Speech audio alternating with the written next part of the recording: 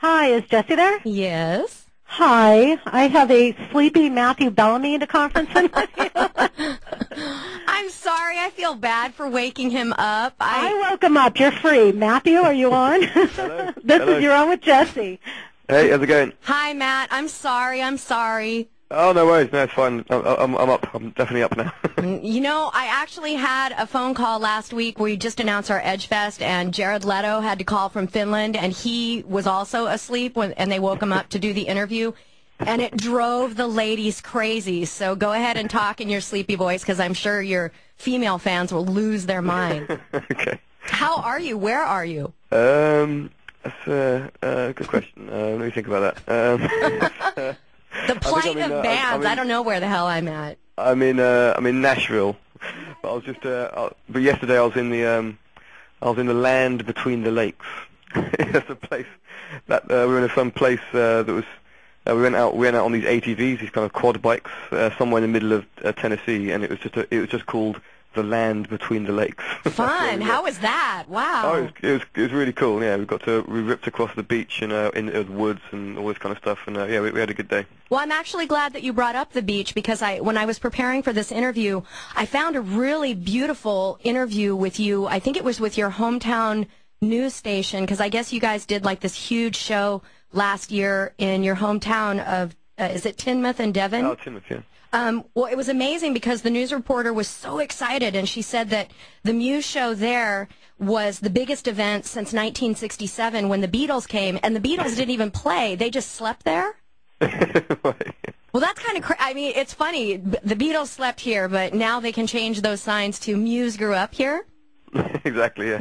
Yeah, that was great. It was like a homecoming gig for us, you know. It was like the first time we'd played in that town since we were kids or something, you know, like since about 15, 16, and it was great playing to all these. The crowd was pretty much all of our old school friends and ex-girlfriends, so it was pretty. Well, I was going to ask, did you bumped into the first girl you ever kissed? Yeah, and yeah, bumped into all those. Yeah, the first girl that I tried to kiss and failed, and the first girl that actually did kiss my first girlfriend. Well, I bet she's kicking herself now. She's pregnant. She's got 2 kids now. So. Oh my! And here you are taking over the world. I win. What now? The field that you played on was actually the field that you used to play football on, and you met Dom there. That's right. Yeah. It was. It was a place where sort of kids used to go and play football and like hang around and stuff. And I used to hang around with the sort of more sporty type kids when I was younger. But Dom was like, he was like hanging around with all these kids that looked like Kurt Cobain with long hair, and we always used to sort of laugh at them. but at one point, I broke the ice and went over and had a chat to Dom, and he asked me to be in his band, and so I started to learn the guitar, and I joined his band.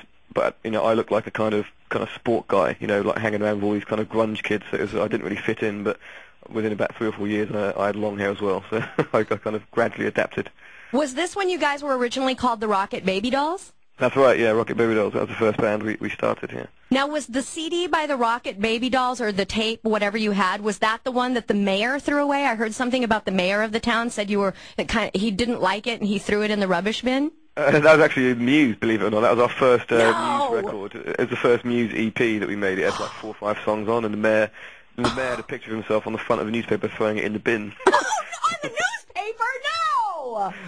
And that was the same mayor that was the same mayor that was like trying to do photos with us when we came to do the gig and wanted to come on stage and introduce us and everything.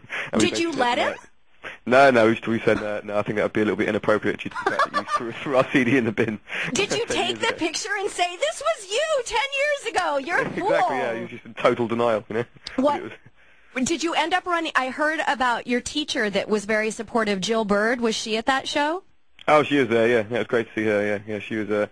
In fact, she was like a really kind of far out music teacher, because the music department was way off and all the kids used to go there and sort of do things that you could never do in the school, which I can't mention, but basically it was a place where kids would party, and she was kind of a very, very liberal teacher who just let kids do anything they wanted, basically. So we'd all end up going to the music department, and she would let us have band practices there after hours and all this kind of stuff. So she was very cool. Her heart must have exploded watching you come back and be hometown heroes. How amazing was that for her?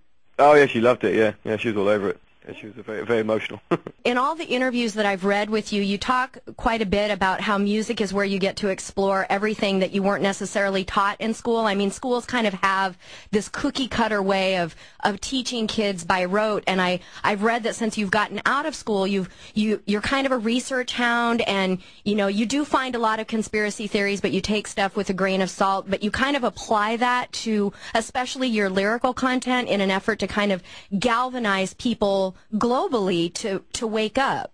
Definitely, yeah. I think, there's certain things that you don't really learn in school. I suppose, how strong the media is and how influential it can be over people's opinions, and how the advertising industry can lead people towards certain ways of thinking and ways of life, which maybe not always what we would naturally choose. And so I think I suppose did a lot of research into, how there's a guy called Edward Bernays, the nephew of Sigmund Freud, who basically discovered all this stuff about how to manipulate people using the mass media and stuff, and it's been used for the last sort of few decades. And so I think it's good for people to learn about that stuff, because you don't really get taught that stuff in school. So I sort of learned about it myself, really, and sort of to an extent you can start to see through a lot of the kind of spin that is going on out there, especially from all the political parties and the advertising industry and stuff. And I think it's good for people to kind of make their own mind up, really, and get their own opinion and not just do what they're told from the television.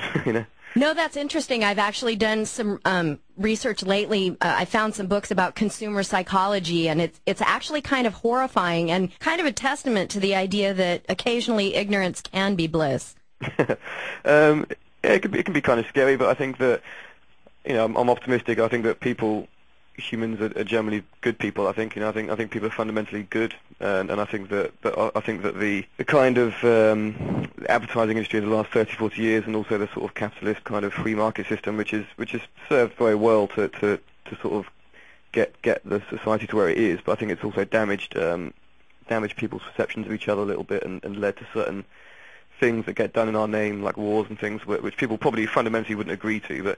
But I think that the more people research about it, the more they're able to actually just kind of make their own opinion, really. And I think when people get to that point, they will usually find out that that decisions are much better made and much more caring for their fellow people and all that kind of stuff. I think a lot of the time we're isolated from each other deliberately, and to be kind of as you said, like kind of consumers and basically products, but we're much more than that, obviously, and I think people are waking up to that. Yeah. I was intrigued by some of the books that I had read, kind of inspired some of the lyrical content on the resistance, and the one that really captured my attention was the one by John Perkins, The Diary of an Economic Hitman. Oh yeah, that's a great book. Yeah. How did you find that? Because I had bumped into John Perkins' work before because I knew of his work dealing with shamans and shape-shifting.